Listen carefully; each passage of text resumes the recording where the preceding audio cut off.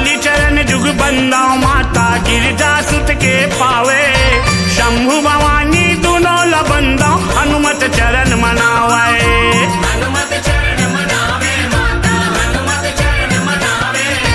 शंभु भवानी दोनों लबंदो हनुमत चरण मनावे ये सोन रूप दंतेश्वरी बंदाओ भैरव पद कर जोरे